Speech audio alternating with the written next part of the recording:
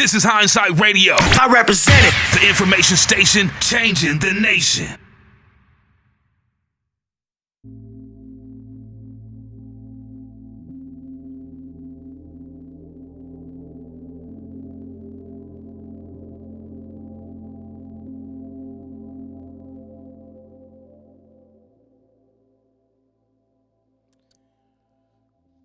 Peace, everybody. This is your host, Akeem L. from the Hindsight Radio, the information station, changing the nation.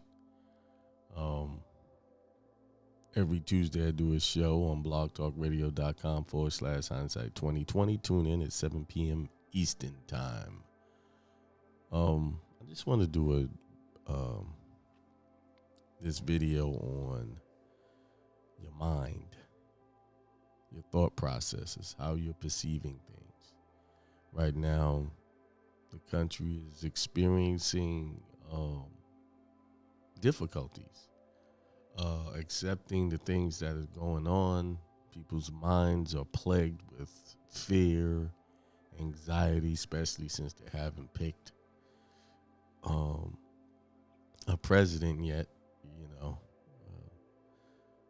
So people, some people want Biden, some people want Trump, like as if that's going to fix their problems or make their life easier. In my opinion, no matter who gets in there, they don't make your life easier. They make it harder because they come up with all kinds of wild ideas that sometimes you think, how do they even come up with these crazy ideas? But for some reason, people believe that these people are going to fix their problems. And that's why I want to talk about the mind. That's really a perception that someone else can help you. That you could put somebody in this White House and he's going to be the leader and he's going to lead you into a direction that can help benefit you. People will say things like, I picked the guy that aligned with my interest. And I think that's just, just some people like to say just to sound good. Because if you really think about it, how do these people have their interests? Most of the people that voting for these people don't even have the type of money that these people have. So his interest is not going to be your interest. And that's for sure. But you have to take charge of your own thinking, take charge of your own life. Stop looking for things outside of you. God is within you. It's in you. That's where all of the answers are, in you.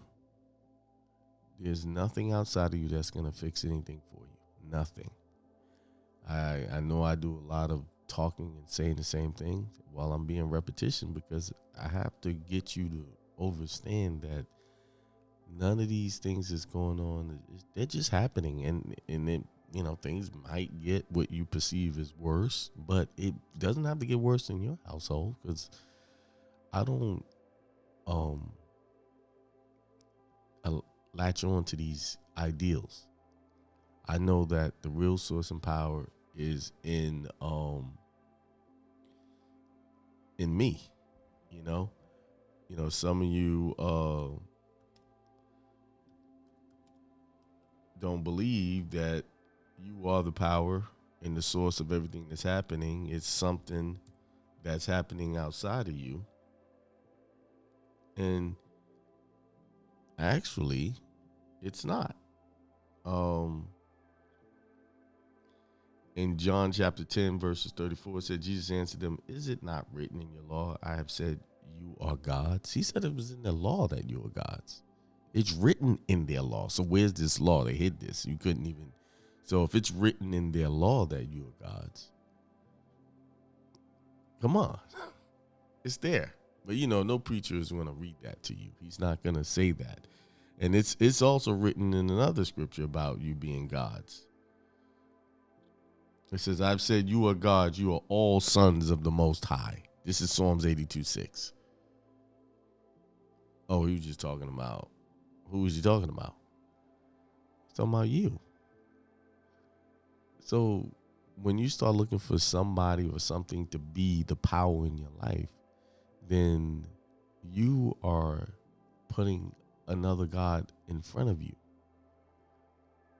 You are worshiping or looking up to a false God. The only true God is you. You have been given full power and direction over your life. Last time I said this in a video, and people, the Bible thumpers threw all of this stuff at me. I don't even go back and forth with them. Know what I do? Delete. So if you're going to listen to this video, you're going to put your opinions about who God is and want to argue, you're going to get deleted. So I don't go back and forth arguing point of views about the Bible. It's fruitless. I just read the Bible verbatim. I gave you the scriptures, and I didn't read it all, right? I can go back and read John chapter 80. Let's go read that whole, why Jesus even replied that way. Let's go. Let's get it pulled up. Shut it all down. See, all right, let's see. Get an easier way to do this. Chapter 10. John 10. All right. It had started off in 34, but it started off from the beginning. It said, and it starts with further conflict over Jesus's claims, right? We all know that that's not the real name. That's Yeshua, right? Then came the festival of dedication at Jerusalem. It was winter, and Jesus was in the temple courts walking in Solomon's colonnade. The Jews who were there gathered around him, saying, "How long will you keep us in suspense? If you are the Messiah, tell us plainly." Jesus answered, "I did tell you, but you did not believe." This is one of those things, cognitive dissonance, where you could tell somebody plainly and they still don't believe. This is one of those situations. The works I do in my Father's name testify about me, but you do not believe because you are not my sheep. My sheep listen to my voice. I know them and they follow me. I give them eternal life, and they shall never perish. No one will snatch them out of my hand. So what Christ is saying is, if you follow and raise your level of thinking, you'll have eternal life,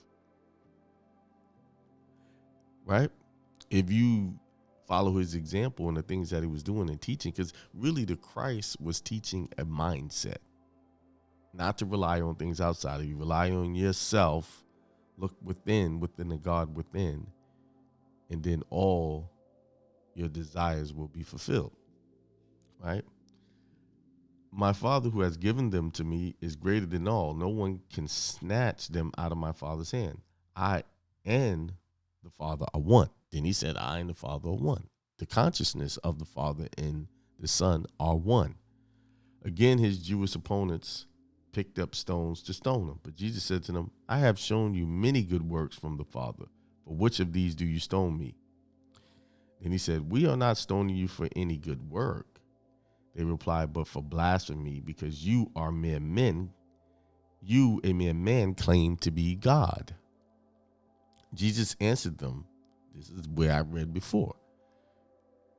Is it not written in your law, I have said you are gods? Now, he said it's written in their law, right? If he called them gods to whom the word of God came, and scripture cannot be set aside, what about the one whom the Father set apart as his very own and sent into the world? Why then do you accuse me of blasphemy because I said I am God's son? So he's saying you're going to accuse me of blasphemy because I'm saying I'm son, but your own law says you are gods. So what about that? Why are you not calling that blasphemy, right? Do not believe me unless I do the works of my Father. But if I do them, even though you do not believe me, believe the works, that you may know and understand that the Father is in me and I in the Father. So he's telling them he's one, right? Again, they tried to seize him, but he escaped their grasp. See, they didn't want to hear that. He's saying he's the son, but their own law said they are gods, right? So wait a minute. And then he said the scriptures cannot be set aside, saying that you can't undo that. Another translation would say cannot be annulled, meaning it can't be undone. So why is it so hard for people to believe that they are a true manifestation and expression of God, or in fact God? Why is that an issue?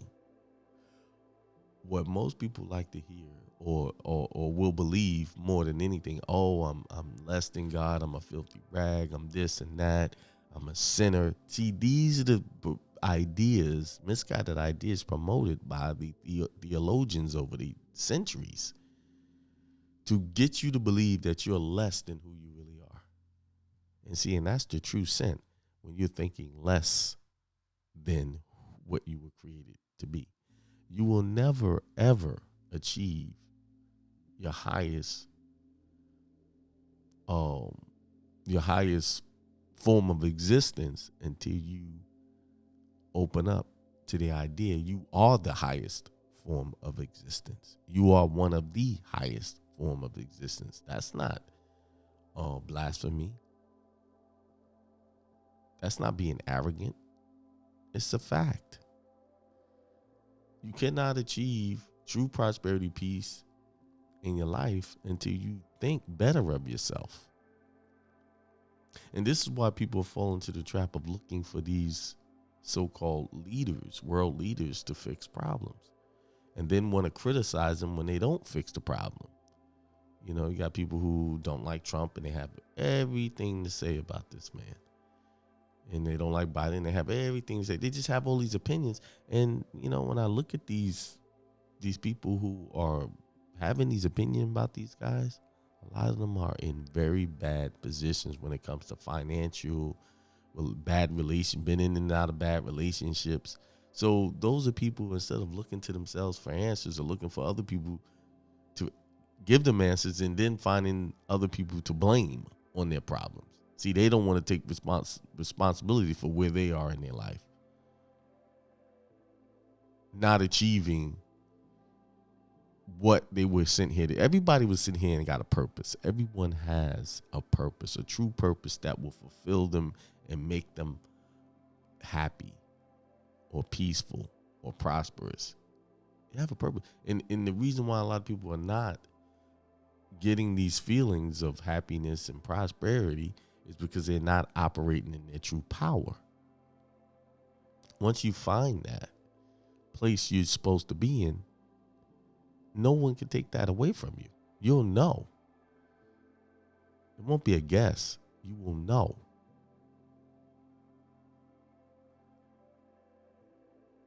So what you must do is start to do some meditations. Go within. Put down a book sometimes. Sometimes it takes putting down and just really thinking and being honest with yourself and looking for the truth of what you want or who you are. Even those things that people are calling faults, you have to embrace it. Everything about you have to become the love. You can't love anything or care about anything. You can't have peace with anything unless you have all of those things that I mentioned within you. You can't give peace, give love, give prosperity until you have accomplished them for yourself.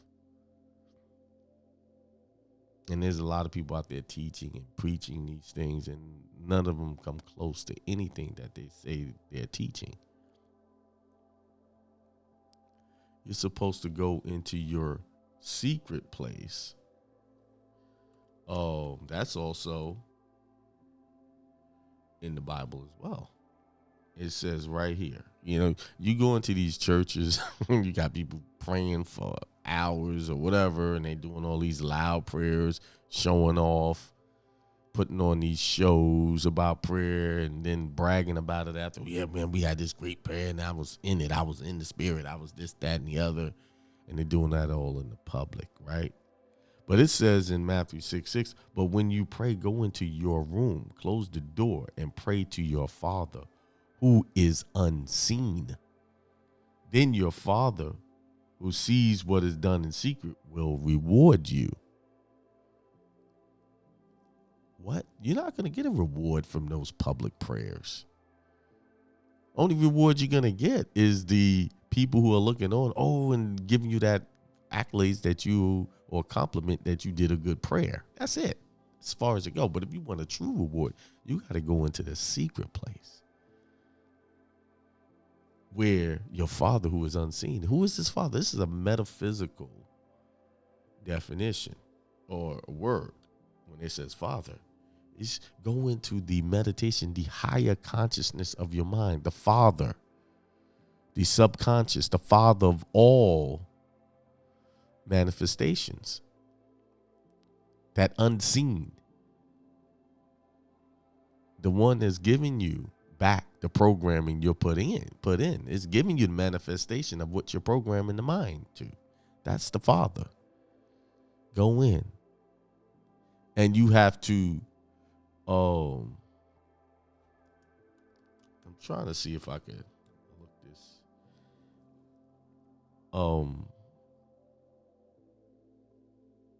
I got to get my metaphysical Bible, which is not here. And I will be able to read you the definition of the Father. But it's a metaphysical definition. It's not a physical Father. That's why it says it's unseen. See, we have every aspect of our existence within us. Every man, every woman has a masculine, feminine, child. Those three aspects within ourselves. So you have to go in and remove yourself from all of the negativity around you. Go into a secret place. And the secret place doesn't have to exactly be a physical room. It could just be you going into the higher thoughts of your mind, higher consciousness of your mind. You could be standing in the crowded room and remove yourself mentally, spiritually from that atmosphere. And you're going to have to learn how to do that because it's so much going on out there negative that you have to mentally disassociate yourself from your surroundings, because not every time you can go off. But I do suggest that you do go to a physical room, make a physical space, a physical haven, safe haven for yourself in your home, where you go and you pray to the Father. And you ask as if you already received. Not ask for some future tense thing, because the future never arrives. You're always living in this moment, this now. Everything's happening at once right now. So you have to, like I said in my last video, you have to, like, if you want peace, you say, I'm happy, grateful that I have peace in my life, as if you already have it. That's how you do it. If you watch any of those little genie movies or like Aladdin, whenever they ask for something, he said, done. Your wish is my command. It's done now. You know, that's how it is.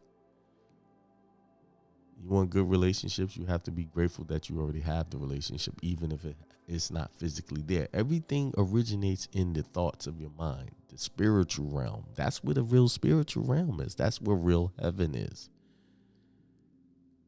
Heaven and hell exist in the mind. Now, you have to choose which one you want. You want a hellish thoughts or you want heaven thoughts? You create heaven and hell in your life. Not a politician, not your wife, not your husband, not your children. You create it by your perceptions and your reactions to them. And that's tough because I'm still working on that. Because sometimes people say things and I react in a negative way sometimes. But you have to realize when you do that and pull yourself back. Because you can go into hellish thoughts, but you could also go into heaven thoughts just as fast, just by thinking a new thought. And that's where it says renewing the mind consistently It says, let's find that scripture.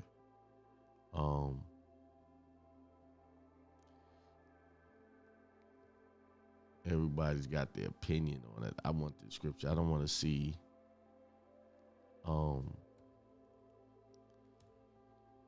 their opinion.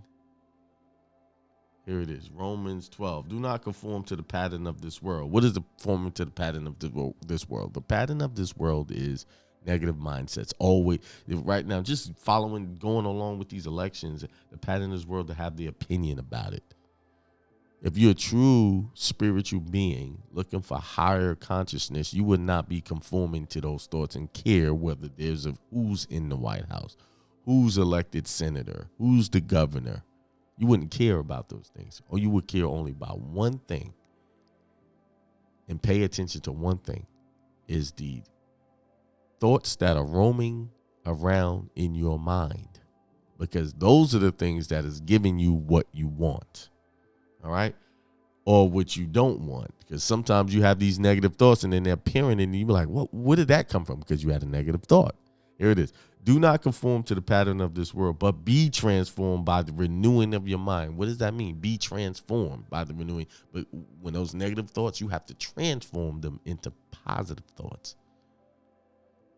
Right? Then you will be able to test and approve what God's will is. His good, pleasing, and perfect will.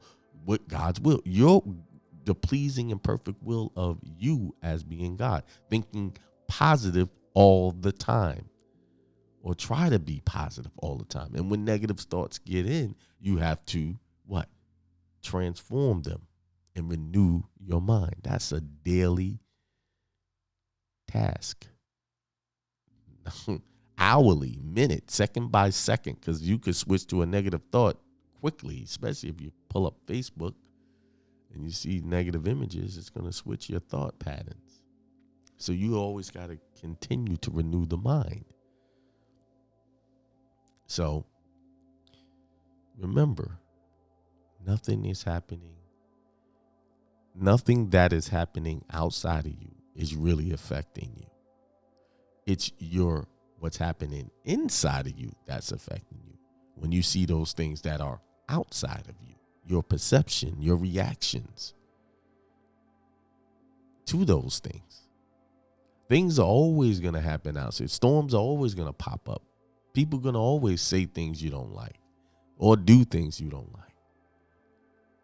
Money is always going to give you the illusion like you don't have enough. Even the people with millions and billions, they feel like they don't have enough. That's why they're always trying to get more. So when you're striving after all of that money, that's a never-ending cycle of chasing it.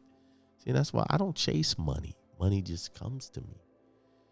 I say things that money loves me. Money just finds me, wants to be associated with me. See, there's a different way of getting wealth. First, you have to have the wealth in your mind in a positive way, not negative. And then that's how all your needs are met. You know, that's what it talks about. Do not worry about what you will eat, because it will be provided for you. You know, we're the only, the crazy thing about us is as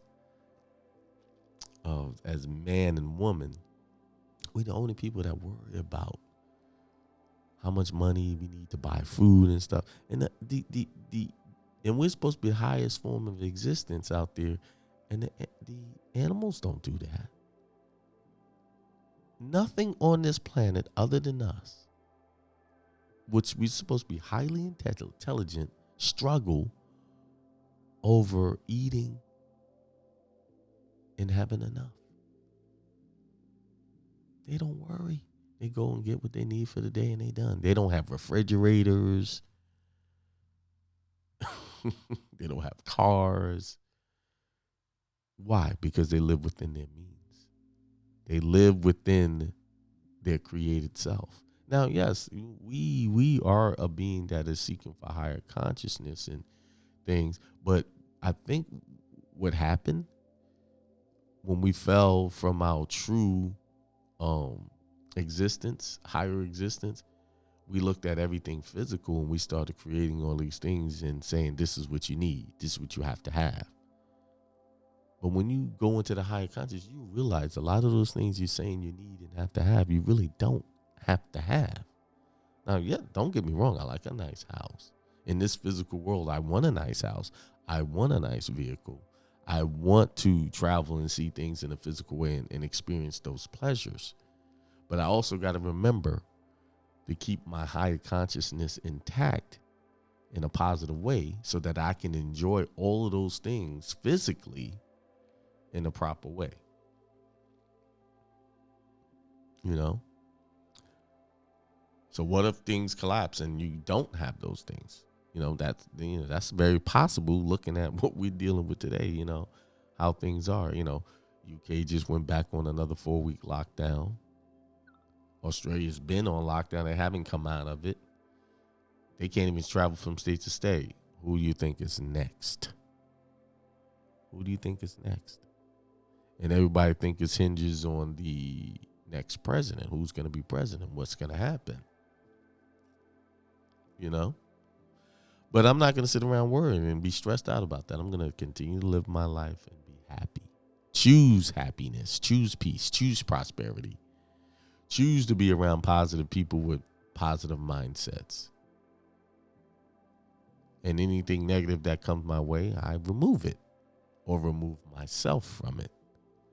That's your only job right there, is to keep your consciousness positive and healthy, thinking wealthy, healthy things. All right. So I hope that helps you readjust your thinking and get out of this anxiety that people are experiencing today. Peace.